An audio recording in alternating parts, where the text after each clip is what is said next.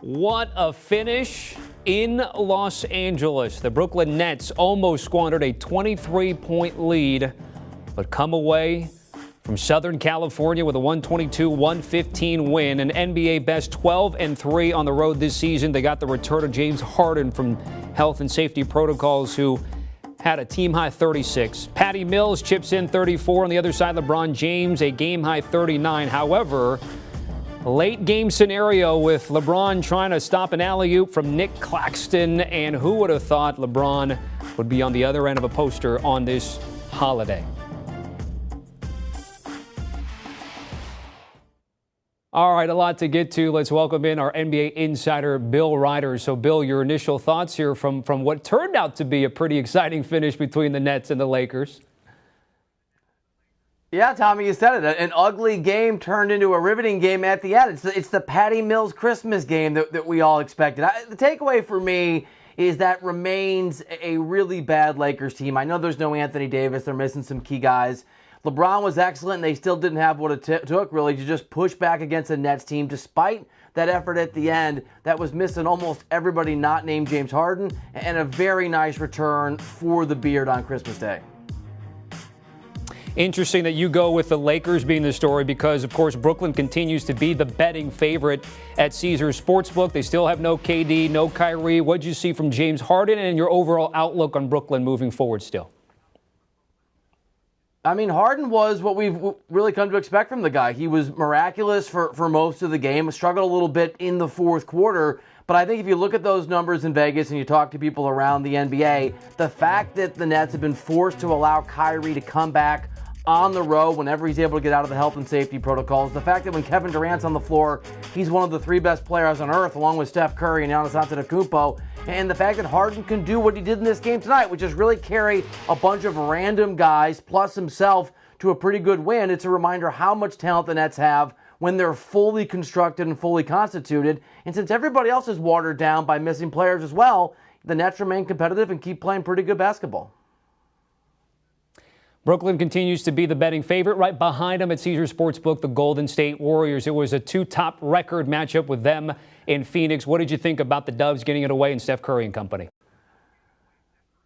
Other than the fact that it was just nice, Tommy, to watch a basketball game with most of the actual players that are supposed to be playing, this was an underscore. This was a highlight on the calendar, a reminder that the Warriors are back, and their return to where they are is the real deal. We expect Klay Thompson to come back at some point next month. But watching Steph Curry, what he did against the Suns, what he's capable of doing, the most points he's had on a Christmas Day game in his career, the Warriors have the best defense in the NBA. I think they have the best player currently in the NBA in Steph Curry. It's certainly debatable. You put all that together, including that depth, even without Klay, it's the best team in the NBA. I like the Suns. I think the Suns are going to be there at the end of the postseason. But the Warriors' return to what they were before the injuries and before KD left is the story of the NBA, and pretty cool to see it on full display in an actual game with almost all the main players under the spotlight, and the Warriors, again, just being as remarkable as they were a few years ago. I'm glad you brought that up because for most of Friday, the Warriors-Suns game was the only one up to bet at sportsbooks because of everything that's going on. The Warriors didn't need to catch the points today. And Klay Thompson in the building, pregame session, worth the workout there in Phoenix, and his return coming soon for those with Golden State. You mentioned Giannis Antetokounmpo here with guys that are top-tier players in the association. He comes back from health and safety protocols, leading the Bucks to a win over the Celtics. What'd you see from Pfizer Forum? Yeah, nice comeback for that Bucks team that actually had struggled against Boston this year. And, you know, for a team like Milwaukee, they still, even though they're defending champions, they still feel like they don't get the respect they deserve. I was in Milwaukee 3 or 4 weeks ago talking to folks in that organization. And even though I think it's a little bit of a farce, Tommy, they certainly sell to themselves this idea they're not respected and they don't get the respect they deserve. And so you saw a little bit of that chip on their shoulder and that really nice comeback. It always takes a while to reintegrate a star, no matter how important he is. But at the end of that game, you saw that Milwaukee team, as they're probably going to be in the postseason, really good defensively, playing like a unit. And again, Giannis, one of the best players in the NBA.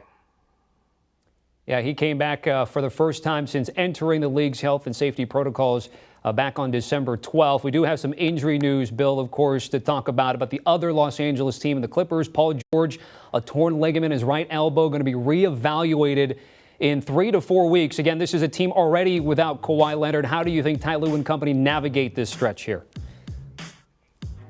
I think not particularly successfully. I mean, we are getting to the point, Tommy, where it's starting to feel like a lost season for the Clippers. You said it. We'll have to see in about a month where Paul George is at and what his timeline looks like then. But when you've got Paul George or Kawhi Leonard, you have a chance. When you have both, you're an actual championship contender. And now, as we enter 2022 in about a week, when you have neither of those guys, you're going to continue to struggle. It doesn't matter the teams that you play. It doesn't matter what players those teams are missing. When you miss the two guys that you built this team around, the season starts to twirl around the drain, and that's where the Clippers are right now. Maybe George comes back and he can be healthy, but this is more of a reminder that as much as putting a team together the right way is a big part of being a champion, you got to stay healthy, you have to have your stars on the floor, and it looks like the Clippers are going to struggle with that this season. Yeah, it has been tough with him leading the way, putting them on his back, 17-15, fifth in the Western Conference, but this injury a big blow. Appreciate it, Bill. Thank you as always.